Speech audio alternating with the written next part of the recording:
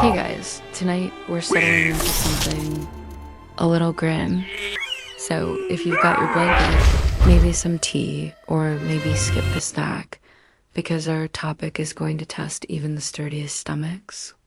We're wandering back into early modern Russia, where winters were long, stomachs were empty, and solutions to hunger weren't exactly, let's say, wholesome. Our guide through this dim corridor of history is none other than Tsar Peter the First of Russia, better known as Peter the Great, the man who dragged Russia, kicking and screaming, into modernity. He was the shipbuilder Tsar, the westernizer, the reformer, the giant who stood 6'7" when everyone else was hobbit-sized. But for all his ambition, Peter also ruled over a land where famine, misery, and desperation were routine. And sometimes desperation led to the unthinkable. Yes, tonight's story is about the cannibal armies. Soldiers and peasants who, when cornered by hunger, did what polite society pretends doesn't happen. They ate each other. Corpses, children, anyone unlucky enough to be edible. This isn't just a Russian legend whispered to scare children, it's documented. Chroniclers, ambassadors, even Peter himself commented on the terrifying hunger stalking the empire. And so, in the chill glow of candlelight, we'll drift slowly through these episodes of horror. Not as a shock jock spectacle, but as a sleepy, matter-of-fact walk through human desperation. So let's start by easing into the setting. Russia in the late 17th and early 18th century was big, fast, staggeringly so. Imagine a landmass that stretched from forests in the west through endless plains and into Siberia's frozen teeth. It was the kind of map where distances weren't measured in miles, but in how many horses died before you got there. And governing such a sprawl was Peter the Great, a man who wanted to transform his country into something sleek, European, and efficient. But the truth was, the Russian countryside was poor, unstable, and hungry. Famines weren't rare. They were as common as winter frost. Crops failed regularly because this was Russia, where spring could be mud, summer a plague of insects, and autumn a battlefield. If you were lucky, you ate rye bread and cabbage. If not, well, you didn't eat. And famine did more than just thin the waistline. It broke social order. Hungry peasants rioted. Bands of desperate people took to the forests, robbing travelers. Disease followed close behind, as malnutrition weakened bodies and made them ripe for plague, dysentery, or typhus. And here's where things tip into our darker territory: cannibalism. That taboo humans like to file away under never happens. Except it does when people are pushed far enough. Now, Peter himself was no stranger to chaos. He had a childhood straight out of a grim fairy tale. Imagine being 10 years old, waking up in your palace, and finding your relatives being hacked to pieces in front of you. That was the Streltsy uprising of 1682, when a faction of musketeers revolted and murdered his supporters. Peter, the little boy, had to hide in a monastery while violence raged. And it marked him. He grew into a man who feared disorder more than anything, which makes it darkly ironic that his reign would be defined by constant wars that bled his treasury, starved his people, and created the perfect storm for cannibalism. Because nothing destroys food supplies quite like marching armies. The worst of these, of course, was the Great Northern War, from 1700 to 1721. Peter locked horns with Sweden and its boy king, Charles XII. It was a clash of titans, Russia versus one of Europe's sharpest militaries. And wars like this weren't fought neatly.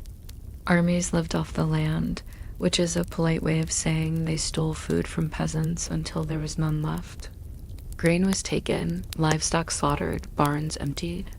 And when the soldiers had eaten their fill, the peasants starved out. So let's drift into one of those winters. Picture it, a village in central Russia around 1708. Snow lies thick on the ground.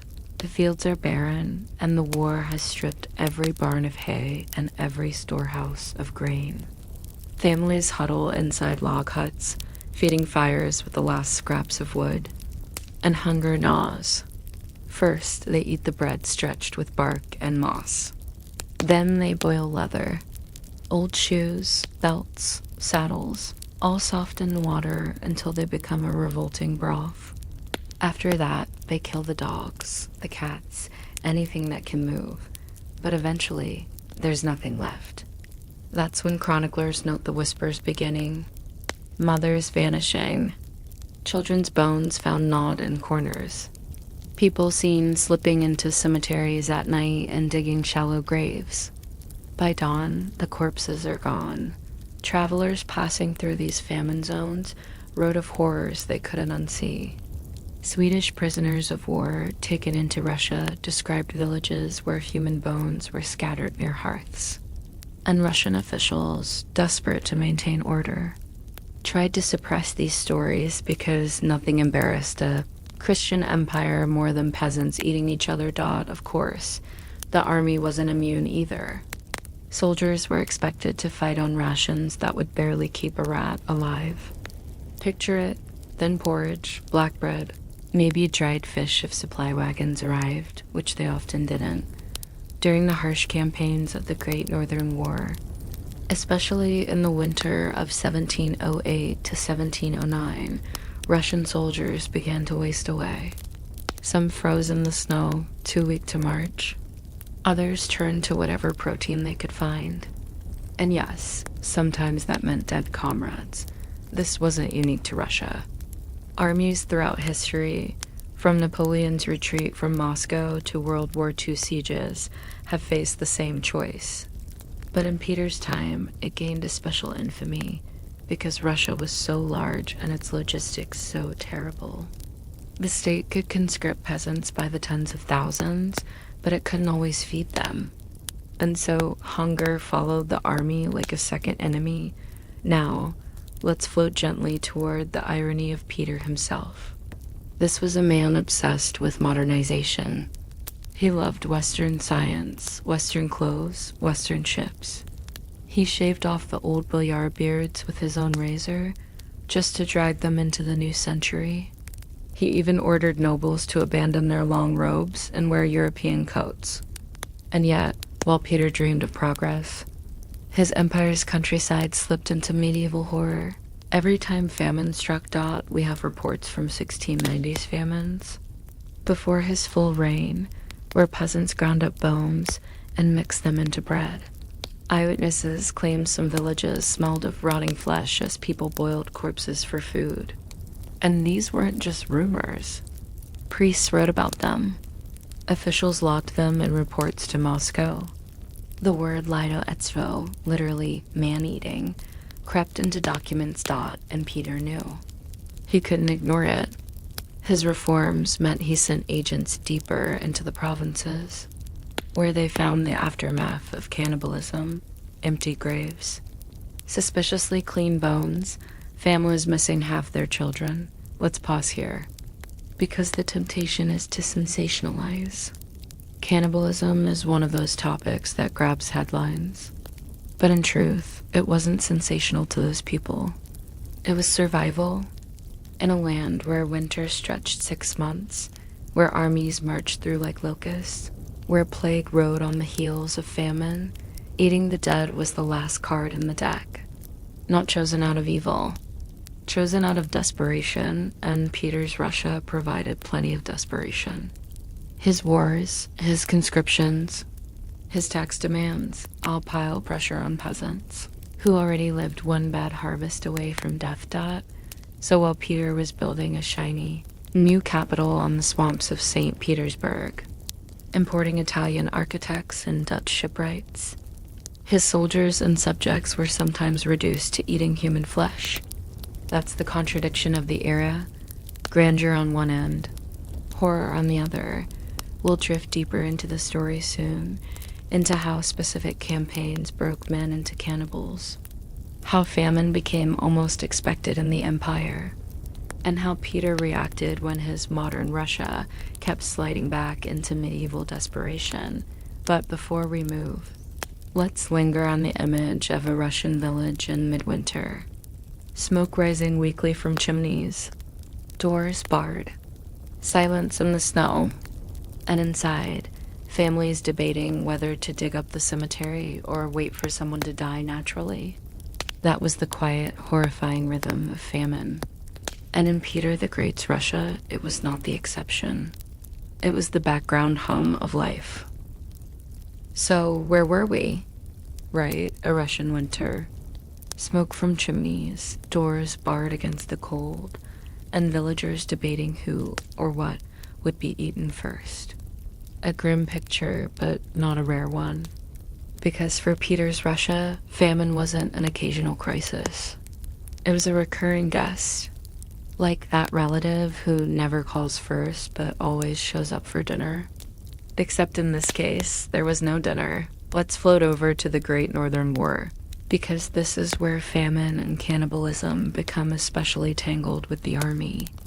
Peter launched this war in 1700 against Sweden, and, spoiler alert, it was not quick. It dragged on for 21 years. Think about that. A whole generation lived under the shadow of this conflict. And when a war drags on that long, the peasants don't just lose their food once. They lose it again and again. Armies marching through like seasonal storms. Now, Swedish armies weren't innocent here. Charles XII's soldiers also plundered the countryside. But Russian supply lines were notoriously bad, meaning Peter's own men suffered just as much. When you conscript thousands of peasants, march them hundreds of miles, and then fail to feed them things. Unravel dot, there are reports from the campaigns in 1708 to 1709, particularly in Ukraine, that Russian soldiers were reduced to living on bark, straw, and whatever animals hadn't already been eaten. Eyewitnesses wrote of men boiling leather straps into soup, and when even that failed, well, corpses don't stay buried long. This was the infamous starving year of 1709, right before the Battle of Poltava. Peter's army was preparing for a decisive showdown with Charles XII, but the soldiers were already ghosts in uniforms, skeletal, hungry, barely able to march. Swedish observers noted how Russian camps stank of disease and death because men died faster than they could be buried. And among those shallow graves, soldiers would quietly dig at night. The dead weren't wasted. The irony? This was the same campaign where Peter wanted to prove Russia's modern strength. He had imported European-style uniforms, drilled his soldiers like Western armies, and reorganized his command. And yet, behind that shiny facade, men were gnawing on human remains just to keep standing. That's Peter's Russia in a nutshell. Grandeur on parade, misery in the shadows. Now, famine wasn't confined to soldiers. The villages bore the worst of it. When an army came through, peasants lost everything. Grain, hay, animals, sometimes even their houses burned. Imagine being left with nothing but snowdrifts and a hungry family staring at you. Chroniclers describe villages where parents abandoned infants because they couldn't feed them. Other accounts mention parents killing children outright, choosing a quick death over the slow torture of hunger. And then, of course, came the rumors of parents eating children. Foreign travelers who loved recording scandal leapt on these tales. German merchants passing through Russia in the early 18th century wrote about encountering peasants who admitted, with terrifying calm, that they had boiled corpses. For them, it was no longer shocking. Hunger had stripped away shame. Let's pause here to highlight a weird contradiction. Peter the Great was obsessed with appearances. He wanted Russia to look modern, a neat, polished European monarchy. So when reports of cannibalism surfaced, officials tried hard to keep them quiet. But they couldn't hide everything. Priests had to record confessions, and soldiers wrote letters home describing the horrors. And occasionally, Peter himself heard about it. How did he react? Well, in typical Peter fashion, with a mix of harshness and practicality, he didn't sympathize with peasants. In fact, he was known to punish famine survivors harshly if they turned to forbidden food. But at the same time, he wasn't blind to the problem. He tried sometimes to set up grain reserves, though corruption usually ate those faster than the people did. So while Peter dreamed of transforming Russia into a modern empire, his subjects were transforming into, well, unwilling cannibals. Let's drift a little sideways now into Siberia. Because famine wasn't just a Western Russian problem. Siberia was notorious for starvation. It was remote, cold, and settlements were spread like breadcrumbs across a tundra.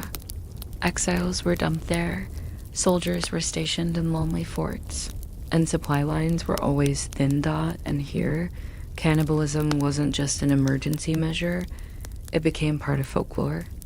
Travelers wrote about Siberian tribes who openly admitted to eating the dead during famine years. Russian soldiers garrisoned in Siberia sometimes joined in.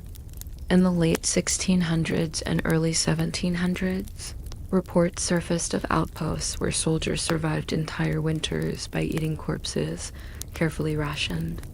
Imagine sitting in a wooden fort, surrounded by endless snow, and dividing up a frozen leg like it's just another cut of meat. Meanwhile, in the glittering new city of St. Petersburg, which Peter founded in 1703, the story was very different. Here, nobles dined on European delicacies. Peter imported French chefs, Italian wines, Dutch pastries. He forced his court to drink and feast with him. Banquets could last all night, with tables groaning under roast meat and fish. And yet, just a few miles outside the city, peasants were scraping lichen off rocks and chewing on it. This contrast was extreme even for Europe. Other monarchs were out of touch, sure. But Peter's Russia took it to another level.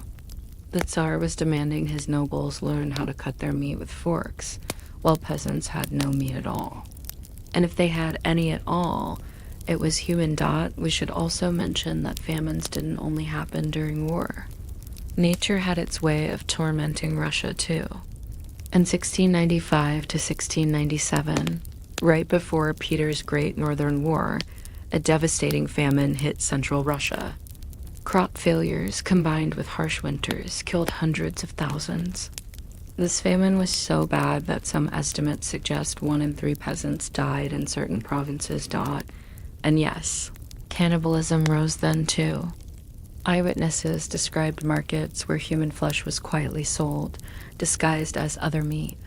Graveyards were patrolled at night because corpses were being stolen. And in villages, travelers reported strange stews being offered, with meat that definitely didn't come from any cow or pig. Peter would later remember this famine as a warning. But instead of solving food insecurity, he plunged Russia into war after war, which only made shortages worse. It's like seeing your house on fire and deciding the solution is to buy fireworks. Another interesting aside, cannibalism during famine wasn't always secret. Sometimes it became so normalized that peasants joked about it in the bleak, dark humor way that starving people often do. Chronicles record phrases like, "In that year, people ate bread with bark and meat with sorrow." The meat wasn't always specified. You can guess what they meant, and Russian folklore absorbed it. Tales of upir, vampire-like creatures, often blurred with the reality of cannibalism. A starving neighbor who ate corpses at night might be whispered about as an upir. The line between folklore and reality blurred because famine created monsters. So what does all of this tell us? That while Peter the Great was hammering ships together, writing new laws, and staging elaborate European-style parades, his empire was being held together with bark bread and the occasional corpse stew. Modernization on one side, medieval desperation on the other, and yet somehow the state survived. The army staggered forward. Villages repopulated after each famine. Life went on as if cannibalism was just another unpleasant season to endure. let's drift back to the soldiers again, because this is, after all, the cannibal army. Peter's men were conscripts, often pulled straight from the plow. They were poorly paid, badly fed, and treated as disposable. In some campaigns, losses from hunger and disease outnumbered those from battle. Imagine signing up, well, being forced to serve your Tsar, and then realizing your biggest enemy isn't the Swedes, but your own stomach. Some units even gained reputations for cannibalism. Foreign observers noted whispers of regiments where soldiers took meat from the fallen as casually as they took boots or weapons. Not every soldier, of course, but enough that it became a grim stereotype, and in Russian folklore of the time, the figure of the hungry soldier became common, a symbol of both pity and fear. Peasants dreaded the arrival of troops because they knew the men weren't just looking for food in barns. In the darkest years, they might be looking for something. Fresh your dot as we close this part, let's settle into one more image. A Russian soldier, thin as a stick, wrapped in rags against the snow. His musket slung over his shoulder, but too weak to fire it. He stumbles into a camp where smoke rises from a pot. He peers in, and inside isn't stew as he once knew it, but something darker. He doesn't ask questions. He just eats because survival matters more than dignity. That, sadly, was the reality for many of Peter's soldiers. Hey again. If you're still with me, blanket tucked in, maybe tea long gone cold, then we're ready to shuffle a little deeper into the misery. Because where we left off, Peter's soldiers were gnawing on more than just bark bread. They were stepping quietly into the realm of cannibals. And as grim as that sounds, the story wasn't even at its lowest yet. Let's drift back into the winter of 1708 to 1709. Russia was under siege from hunger, plague, and the Swedish army. Charles XII had marched his men into Ukraine, hoping to outmaneuver Peter, but instead of glory, he found snow, endless snow, and hunger. Now, we tend to remember the Battle of Poltava in 1709 as Peter's great triumph. It was the moment Russia finally broke Sweden's back and stepped onto the European stage as a proper power. But here's the sleepy truth. By the time Poltava rolled around, both armies were more skeleton than soldier. Russian soldiers, in particular, were starving.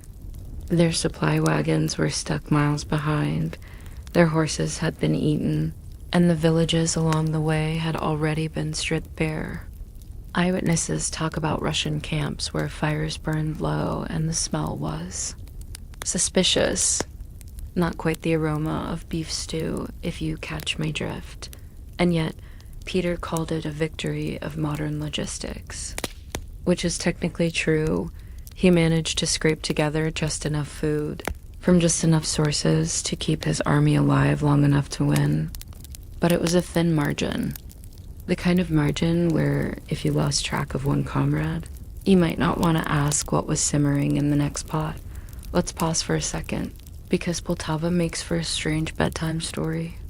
On the one hand, it's this big, glorious moment in Russian history. Statues were raised, poems written, and Peter styled himself as Europe's equal. But underneath the fanfare, the reality was hunger, plague, and cannibalism. Swedish prisoners captured after the battle actually wrote home about what they'd seen in Russian camps. They described thin men, sunken eyes, and that peculiar hush of soldiers who know their food isn't entirely conventional. For them, victory didn't taste sweet. It tasted like survival, with a side of shame. Now, famine wasn't just a side effect of war. It was practically a tradition. After Poltava, you'd think Peter might have eased off, maybe let his people recover. But no, Peter was addicted to reform and conquest. He kept the taxes high, the conscription steady, and the peasants trained. And so, famine returned in the 1710s and again in the 1720s. One particularly grim episode was the famine of 1721 to 1722, which coincided with plague. Entire villages in the Volga region starved. Chroniclers wrote about families boiling grass and moss, then moving on to, well, the inevitable. Reports of cannibalism surfaced again, almost casually, as if everyone just shrugged and said, "Yep, another hungry year." Peter by then was aging, though still towering, still restless. He issued decrees about grain storage, about preventing famine. But he never quite solved the basic problem. Russia was too big, too disorganized, and too dependent on the weather. So hunger kept coming back like clockwork. Meanwhile, in St. Petersburg, Peter staged feasts that were the exact opposite of starvation. His famous all-drunken synod of fools and jesters, basically a frat party disguised as a royal court, involved endless drinking, roast meats, and elaborate cakes. Imagine peasants chewing bark while their Tsar was forcing nobles to drink until they fell off their chairs. That was Russia in a nutshell. Famine in the fields, decadence in the palace dot, and Peter, to be fair, didn't see the contradiction.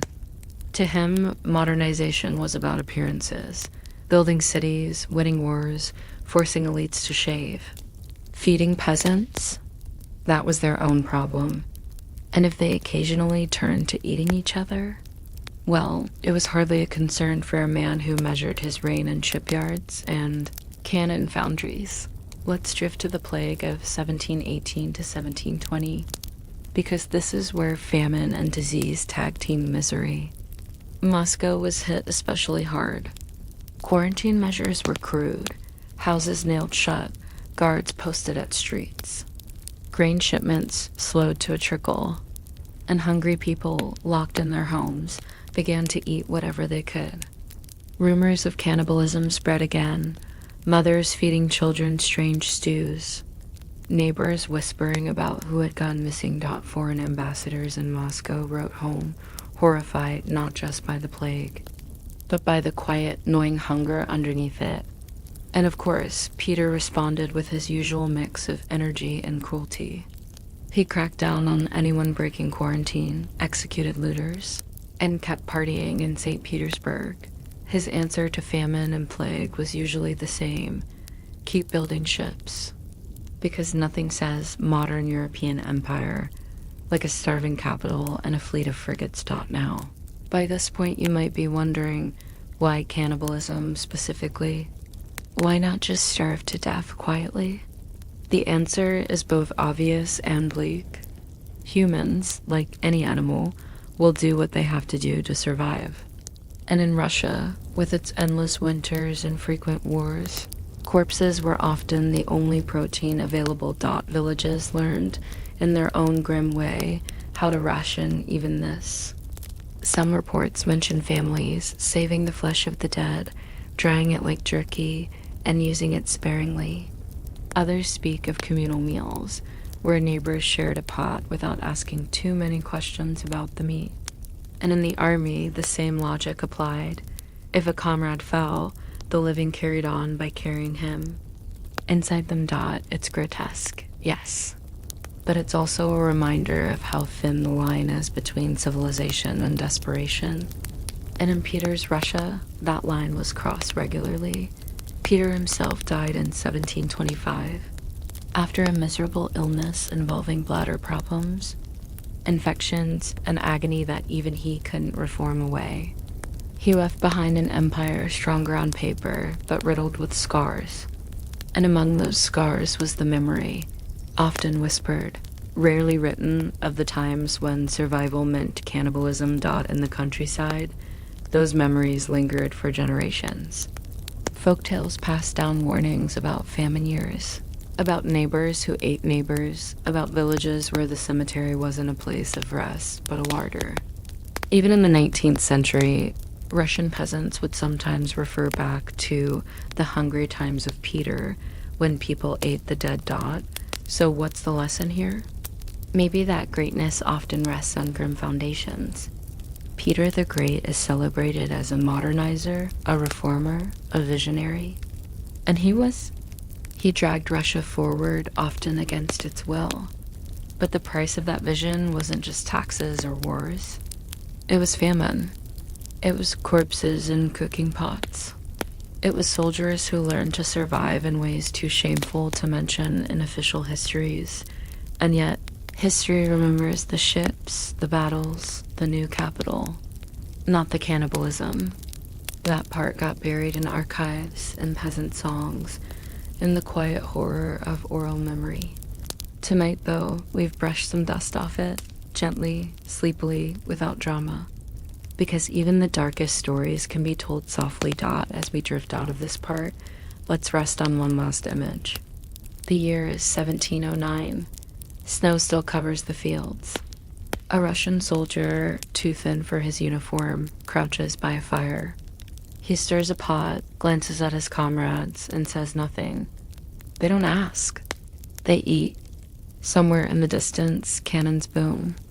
Victory is coming. But tonight, the only battle that matters is against hunger. And hunger, as always, wins. Alright, so Peter is gone. It's 1725, and the giant Tsar has finally collapsed after a long reign of shipyards, wars, reforms, and let's be honest, more vodka than any one body should metabolize. He leaves behind not just a sprawling empire, but also a trail of starving peasants and soldiers who had, quite literally, eaten their way through his reforms. Now, you'd think the story of famine and cannibalism might taper off here. New Tsar, new chapter, maybe fewer desperate peasants boiling grass soup with a side of graveyard special. But Russia is Russia, and Russia in the 18th century meant famine wasn't going anywhere. Let's drift gently into the succession mess that followed. Peter, he hadn't exactly left a neat heir. Instead, his widow Catherine I grabbed the throne.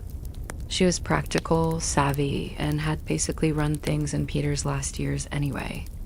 But she wasn't exactly a food security innovator. Her court kept feasting, the nobles kept drinking, and the peasants, well, they kept starving. The 1720s saw more crop failures, especially in the Volga region. Grain stores were empty, livestock gone, and as usual, desperate people turned to desperate measures. Records note peasants eating bark, moss, even dirt mixed with flour. And yes, rumors of cannibalism surfaced again. Catherine's officials tried to cover it up, because nothing ruins a coronation party like peasants gnawing on each other. But foreign visitors weren't so discreet. German merchants and French travelers recorded the whispers, shaking their heads at this supposedly modernized empire where famine still turned neighbors into meals. Then came Peter II, Peter the Great's grandson. He ruled for only 3 years, from 1727 to 1730, and he was not exactly great material. Picture a spoiled teenager plopped on the throne, more interested in hunting than governing. Under him, state neglect worsened. Famines continued, especially in the countryside. Soldiers stationed far from Moscow often found themselves abandoned, with no supplies coming. Accounts describe garrisons living off the dead, rationing human flesh like salted pork. And all the while, the teenage Tsar was off chasing foxes. Now, to be fair, Russia wasn't unique here. Famines hit Europe regularly. France had the Great Famine of 1709, where people also ate cats, dogs, and allegedly worse. Ireland, centuries later, would suffer its own infamous hunger. But in Russia, the scale was different.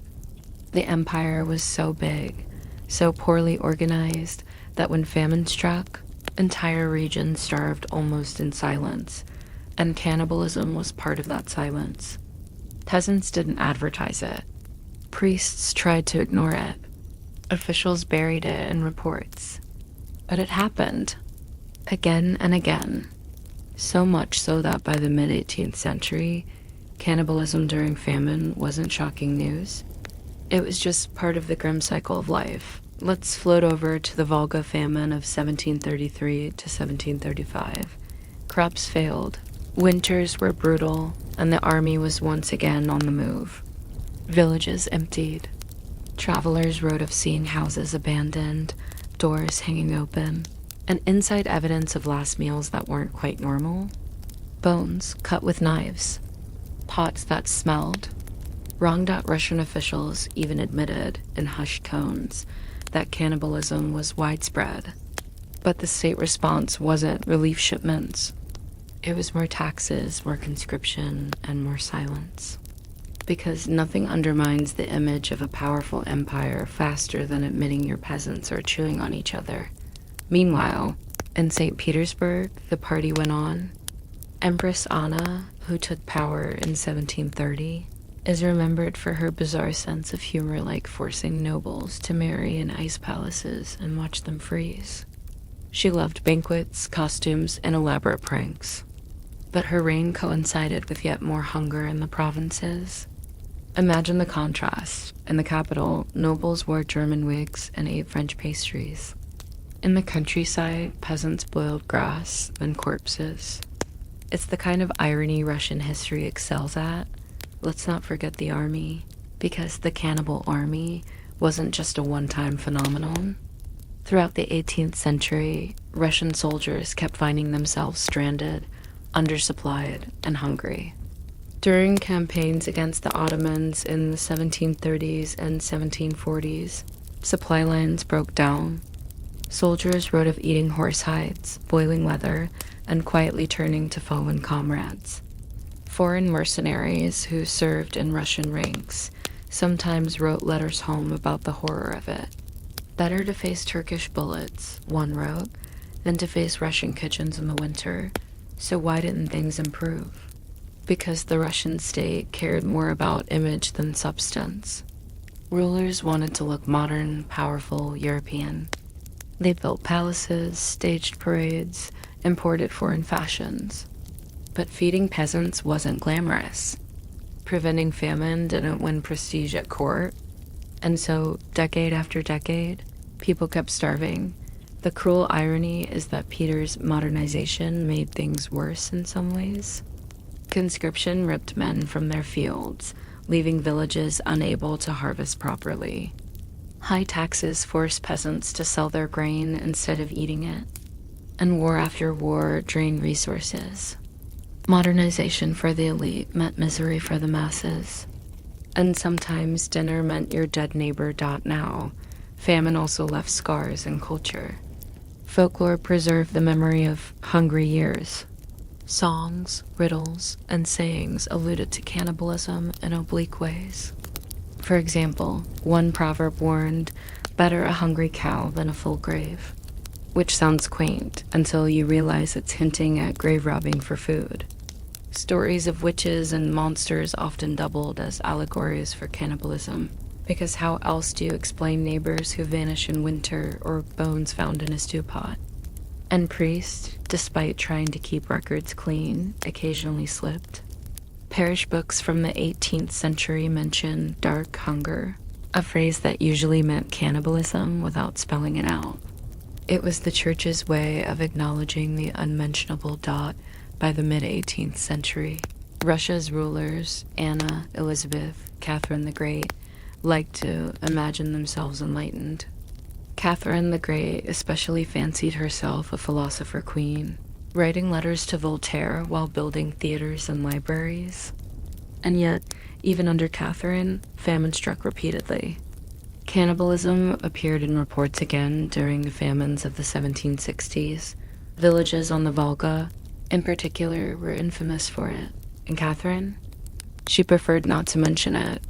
She staged grand tours of her empire, showing off prosperity to foreign ambassadors while quietly burying famine reports.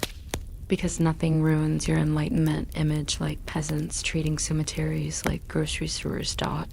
So what do we make of this? That the cannibal army of Peter the Great wasn't just a one-off horror. It was part of a larger pattern. A Russia where modernization skimmed the surface, while underneath, famine gnawed relentlessly. Peter's soldiers may have been the most infamous cannibals, but his successors kept producing new generations of the desperate, and for peasants, The memory of those hungry years never faded. Oral tradition carried it forward. Stories of bark bread, of soup made from bones, of neighbors who disappeared. Cannibalism became part of Russia's historical DNA, unspoken, but always present, always waiting for the next bad harvest. Let's drift toward the close of this part with one more image. Picture the Russian countryside in the 1730s. A wooden church stands in the snow, its bell cracked, its priest weary. Around it, the village lies quiet. Doors hang open, roofs sag. Inside one hut, a pot simmers on the fire. The smell is heavy, metallic. A family eats in silence, not speaking of what they know too well. Outside, the wind blows, and history moves on, recording only the Tsars and their victories, while the peasants' reality is left in whispers. Hey there. If you've made it this far, you're clearly committed to hearing about famine, bark bread, and the occasional corpse casserole. So let's dim the lights again, lean back, and ease into the next royal disaster, Catherine the Great's enlightened empire of famines. Now, Catherine styled herself as the Empress of Progress. She read Montesquieu, corresponded with Voltaire, and liked to pretend Russia was becoming some kind of enlightened utopia. But behind the glowing letters and imported wigs, the peasants were still starving. And when peasants starved in Russia, the script was depressingly predictable. First came the bread shortages.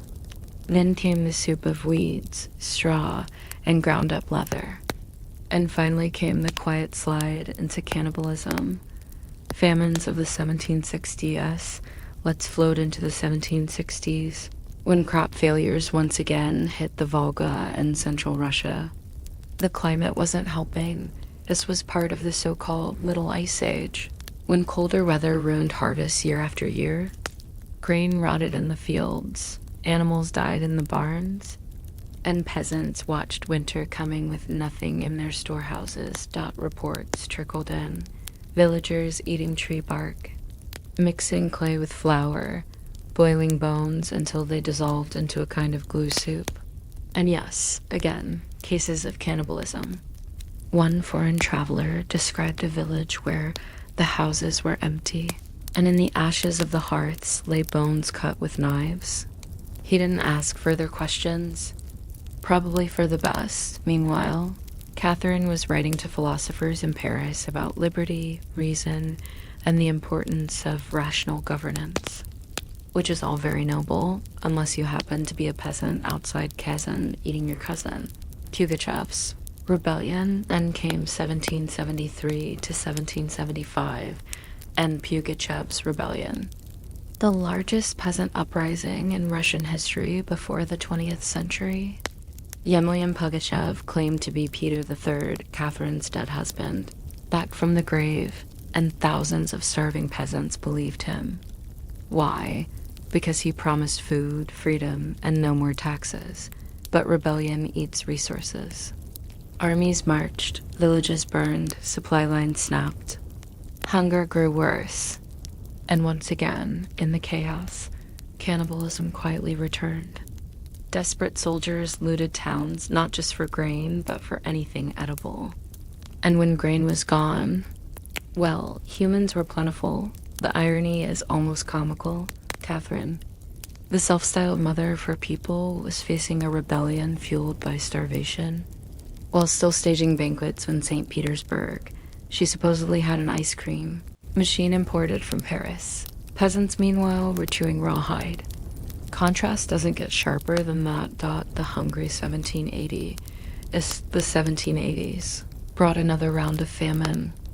Crop failures, war with the Ottomans, more strain on resources. In the lower Volga, entire districts starved. Travelers describe villages of bones, where survivors had eaten the dead and left. The army, once again, wasn't spared. Soldiers abandoned on campaign sometimes resorted to the same tactics as in Peter's time, cooking human flesh like salted meat, rationing it quietly so officers wouldn't notice. Foreign officers who served under Catherine often left memoirs hinting at this grim reality. One German captain recalled, "The men grew thinner and more silent. Soon they would not say what they were eating, and I did not ask." That's the Russian Enlightenment for you. Folklore and memory by Catherine's later years. Famine and cannibalism weren't shocking news anymore. They were part of cultural memory. Old songs and prayers carried hints of it. Mothers frightened children into obedience with tales of the hungry years, and stories about witches or forest demons, often just coded ways of talking about cannibal neighbors during famine winters. One folk tale tells of a woman who invited travelers to her hut, fed them stew, and then locked the door. Centuries later, historians suspect it wasn't just a fairy tale, it was a memory of real survival tactics. The Enlightened, since Catherine herself didn't like to dwell on these realities. She wanted Russia to look strong, civilized, modern. Famines were acknowledged in official reports, yes. But the ugly parts, the corpse eating, the bones in the hearths, those were left unsaid. She knew foreign ambassadors were watching.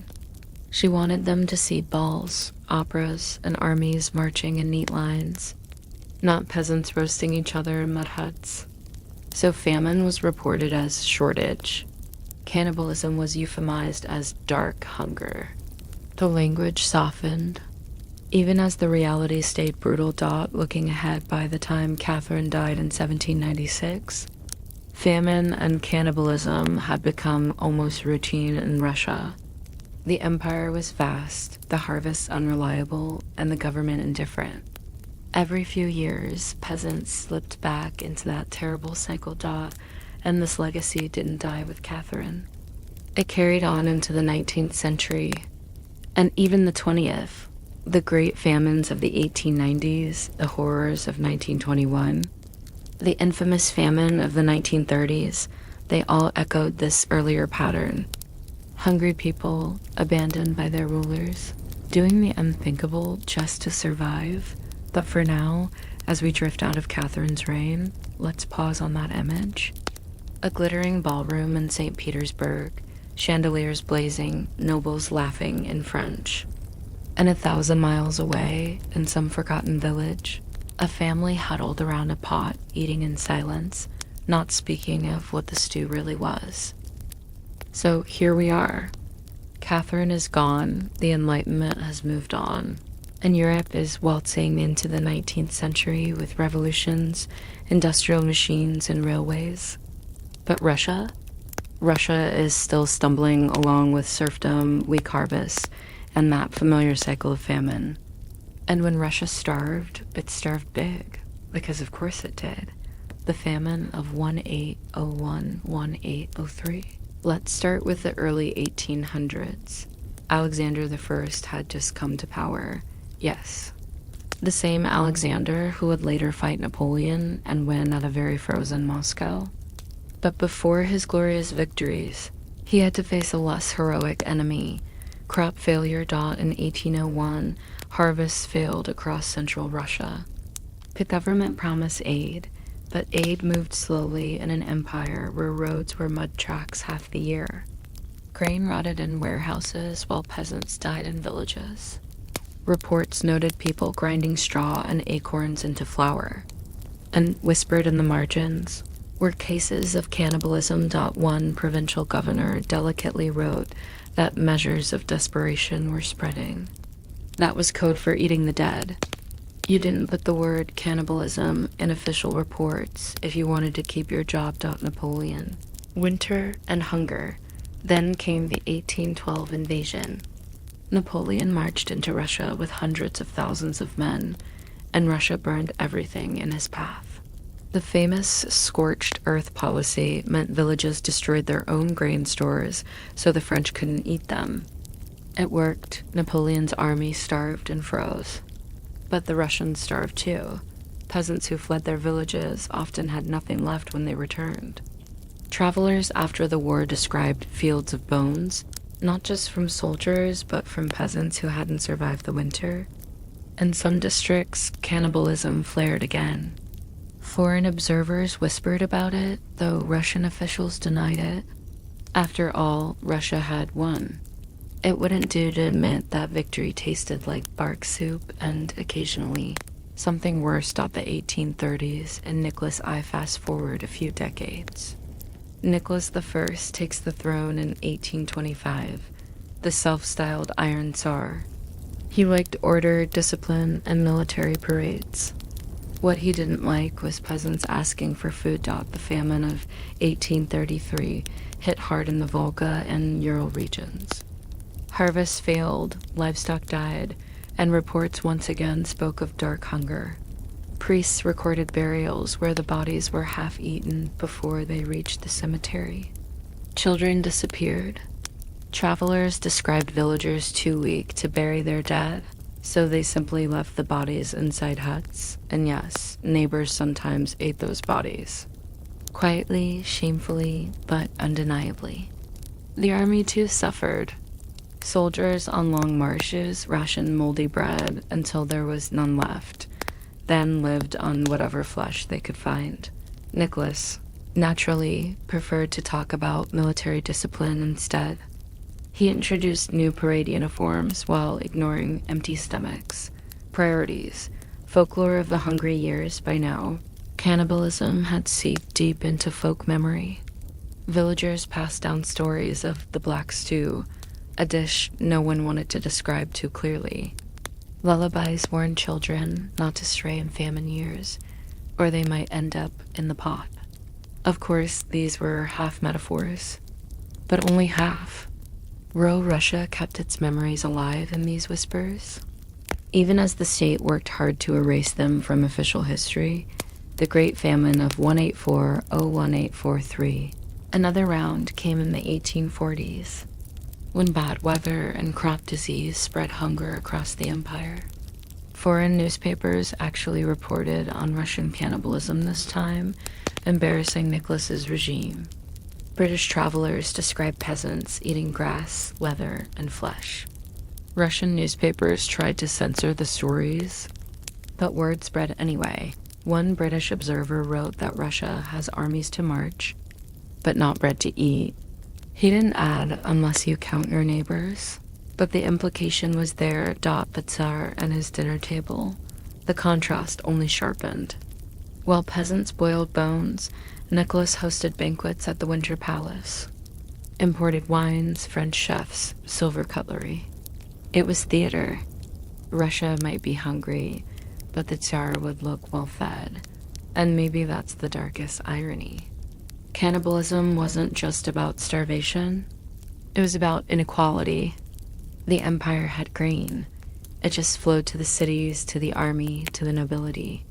Peasants starved not because there was no food, but because the state didn't care if they starved. The whisper network by mid-century, cannibalism was practically an open secret. Peasants whispered about it to each other, but never to outsiders. Priests hinted at it in sermons, urging people to resist temptation. Officials disguised it in euphemisms, and foreigners, wide-eyed, scribbled it into their TRAVELOGU East dot, and so it became part of Russia's rhythm. Every 20 years or so, famine struck. Every time peasants turned to bark, straw, and corpses. And every time the state turned to silence. Let's pause on an image. Picture a Russian village in the 1840s. The snow is heavy, the sky is gray. In the hut, a family sits by a fire. The pot boils quietly. No one speaks about what's inside. Outside, the church bell tolls for another funeral. And in St. Petersburg, the Tsar raises a glass of imported champagne. That, in a nutshell, is the Russia of the 19th century. So far, we've floated past century after century of Russia's dark hungers, where cannibalism whispered in village huts and official reports politely looked the other way. But then came the famine of 1891, and this one was too massive, too public, too horrifying to keep in the shadows. Let's set the scene. It's the summer of 1891, and Russia is in the grip of yet another terrible drought. Crops wither in the fields. Rivers shrink. Livestock die in the heat. By autumn, the granaries are empty, and winter looms like a bad joke. Everyone already knows the punchline, too. The scale of disaster, this wasn't just another bad harvest. This was empire-wide collapse. More than 30 million people were affected across central and southern Russia. Villages emptied. People fled to towns, hoping for relief that never came. The Volga region, as always, was hit the hardest. And hunger spread faster than the government could even count. Eyewitnesses described roads, lined with beggars, skeletal figures in rags, stumbling from village to village. Children with swollen bellies, hollow eyes, silent stares. Entire families wandering until they collapsed in ditches. And then the inevitable. When bark, straw, and carrion were gone, people turned to each other. The cannibal villages reports began to surface. Not whispered rumors this time, but documented accounts. Journalists, priests, even government inspectors wrote of villages where human flesh was being sold in secret. Corpses were dismembered in barns. Stew pots contained things no one wanted to name out loud. A Russian physician wrote that in one Volga district, he found meat that was not from cattle nor from swine, but from man. Another observer described children missing, with neighbors mysteriously well-fed. It was the same grim cycle that had haunted Russia for centuries, now laid bare in ink. Foreign newspapers seized on it. British and French readers, sipping tea at breakfast, read about Russian peasants eating corpses. The empire's dirty secret was suddenly international news. The Tsar's response. So what did the government do? At first, not much. Tsar Alexander III was reluctant to even admit the famine existed. He feared it would make Russia look weak. Officials downplayed the crisis, insisting peasants were just lazy or drunken. When aid finally came, it was too little too late. Bureaucracy slowed relief shipments. Corruption siphoned off supplies. And while peasants starved, grain exports continued. Yes, Russia kept selling grain abroad to maintain revenue, even as its own people ate bark soup. Because appearances mattered more than stomach stat, it's the kind of policy that almost feels like satire. If it weren't so grimly real, the role of intellectuals, but something new happened during this famine. Public intellectuals spoke up. Writers like Leo Tolstoy organized relief efforts, raising money, setting up kitchens, and documenting the horror. Tolstoy himself walked among starving peasants, wrote essays about their suffering, and even accused the government of neglect. The church also tried to help, but its reach was limited. And while priests ladled thin soup, the reality of cannibalism sat in the background like an uninvited guest. Everyone knew it was happening. Few dared to say it aloud. The echoes of old hungers, what makes the famine of 1891 so haunting is that it wasn't new. It was the same pattern we've been drifting through for hours now. Peasants reduced to weeds, bark, and clay. Villages abandoned. Bones found in hearths. Mothers facing impossible choices that now, for the first time, the world was watching. Photographs circulated of emaciated peasants, hollow-eyed children, barren fields. And with them came the rumors, not just whispers, but open reports of cannibalism. The empire's long-hidden shadow had stepped into the light, the psychological scars for those who lived through it. The famine left deep marks. Survivors carried the memory of hunger into the 20th century.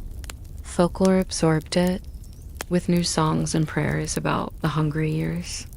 Villagers spoke in euphemisms, the dark bread, the black pot, but everyone knew what they meant.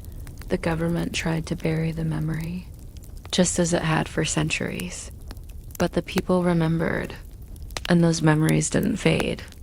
They lingered into the next generation, the one that would face famine all over again in the Soviet era. So picture it. The year's 1891. In St. Petersburg, the Tsar raises a glass of wine at a glittering banquet. In the countryside, a family huddles around a pot, the silence heavier than the snow outside. The smell was metallic, the taste unmentionable, and history, once again, slides quietly forward. End of part 7, next part will float into the early 20th century, where Russia's famines didn't just continue but intensified, leading into the horrors of the Soviet famines of 1921 and the 1930s. So here we are. Russia has stumbled into the 20th century, and it's not going well. The empire collapses in 1917, the Tsar and his family are executed, and the Russian Civil War tears the country apart. Armies are marching, villages are burning, and once again, grain stores are empty. If you've been keeping track, you probably know where this is going. Civil War chaos between 1918 and 1921. Russia was less a country and more a patchwork of armies. The Bolsheviks, the whites, foreign interventionists, local warlords, everyone wanted control, and no one cared much about peasants caught in between. Crops rotted while soldiers stole food. Requisitions stripped villages bare. Fields were abandoned as peasants fled the fighting. By 1921, the Volga region, yes, our old friend, the Volga again, was in catastrophic famine. Drought didn't help, but honestly, war did most of the damage. Tens of millions went hungry. Millions died. And once again, the desperation crossed that old, familiar line. Documented cannibalism. This time, though, something new happened. Cannibalism wasn't whispered. It was openly documented that foreign aid workers from the American Relief Administration, headed by Herbert Hoover, arrived in Russia to help. They expected hunger.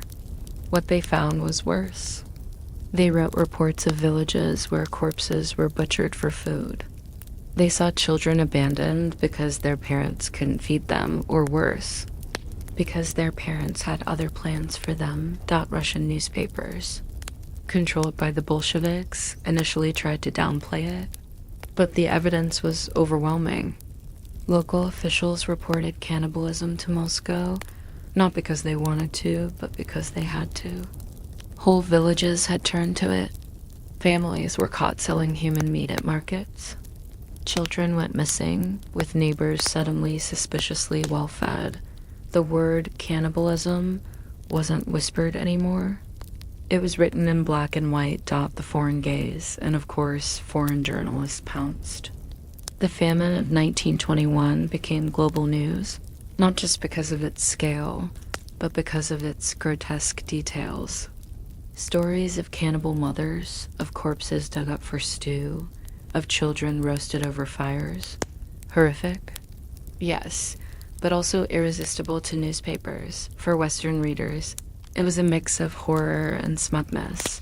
Look at backward Russia, still eating each other in the 20th century. For the Bolsheviks, it was a nightmare for their image. They wanted to present themselves as the future of humanity. Instead, they looked like medieval peasants with rifles. The human silence for the peasants themselves, it was just survival. Eyewitnesses described villages where no one spoke about it directly. Everyone knew. Everyone saw. But words failed. You ate or you didn't, and if you did, you didn't talk about it. There's one chilling line from an aid worker's diary. They will not admit it in words. But the bones in the pot speak. Lenin's dilemma back in Moscow. Lenin faced an impossible reality. He wanted to show the Bolsheviks could feed the people, that the new Soviet system was better than the Tsarist past. But now millions were starving, and cannibalism was being reported openly. He reluctantly accepted foreign aid, swallowing pride in exchange for American grain. For a brief moment, Russians ate American bread instead of each other. But the damage to reputation was done.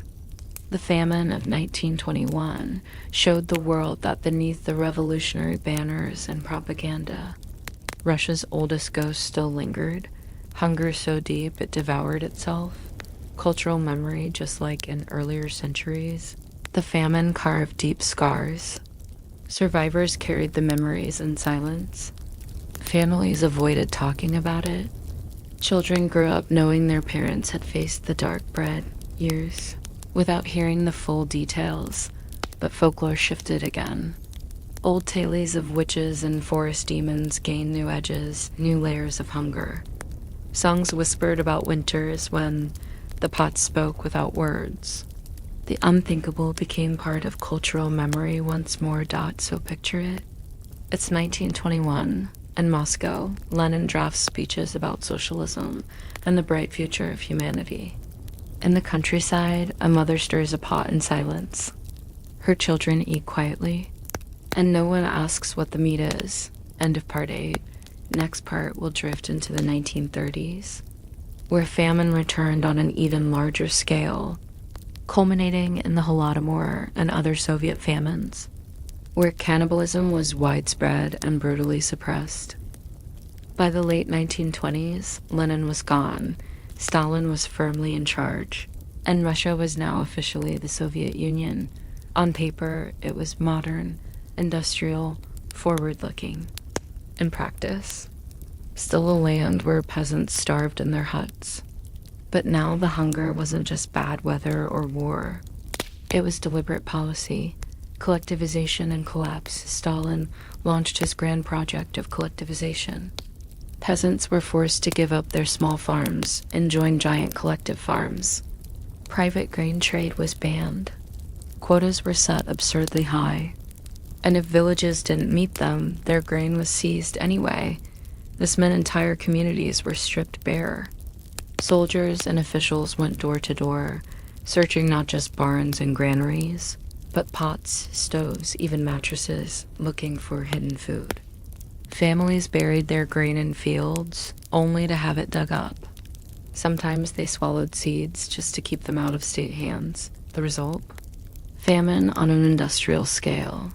The Holodomor between 1932 and 1933. Ukraine, the breadbasket of Europe, was starved deliberately. It's remembered now as the Holodomor, meaning death by hunger. Millions died. Estimates range from 4 to 7 million. And yes, cannibalism followed. Not whispered this time, not even just rumored, but so common that Soviet authorities had to issue official warnings. Posters went up in villages. Eating your children is barbarism. Imagine living in a place where that was considered necessary public information. Police reports from Ukraine and southern Russia described countless cases. Families arrested for butchering neighbors. Children found missing. Corpses discovered without limbs. And again, the silence. Survivors later said, "We did not speak of those days." The machinery of denial, here's the dark irony. While peasants ate bark and sometimes each other, Stalin's government flatly denied famine existed. Foreign journalists in Moscow were told everything was fine. Grain exports continued. Stalin even threw lavish banquets in the Kremlin while millions starved just a few hundred miles away. The most infamous example? Walter Duranty, a Pulitzer-winning New York Times correspondent, parroted Soviet propaganda and dismissed famine reports as exaggerations. Meanwhile, trains full of starving peasants rolled past him, and reports of cannibalism trickled out of the countryside. Cannibalism as a taboo weapon. The Soviet state did something different here. It criminalized not just cannibalism, but even speaking of it. Families caught in the act were not treated with pity, but with punishment. People were arrested, tried, sometimes executed, yet the cases piled up. In Kharkiv, a man was caught selling meat pies that turned out to contain human flesh. In other villages, neighbors accused one another of stealing children for food. NKVD archives contain hundreds of reports written in the same dry bureaucratic style about people consuming corpses or preparing dishes from human flesh. It was horror hidden under paperwork. The survivors' silence, for those who lived through it, the trauma was lifelong. Survivors of the Holodomor often refused to discuss it, even decades later. Children who grew up in those years carried deep mistrust of neighbors, of food, even of family. One Ukrainian survivor, interviewed in old age, simply said, "We ate what we could. If you ask more, I will not answer." The broader 1930s famines, and it wasn't just Ukraine. Kazakhstan suffered a famine so devastating that a third of its population died.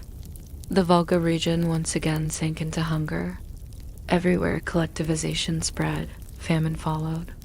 And in famine, cannibalism lurked, but the Soviet machine kept its silence. Reports were buried. Survivors were shamed. Talking about it was dangerous, so imagine it. The year is 1933. In Kyiv, officials put up posters warning people not to eat their children. In Moscow, Stalin hosts a feast with caviar and champagne. And in the villages, a mother hushes her starving children as she stirs a pot of meat. Her face blank, her words absent. End of part 9.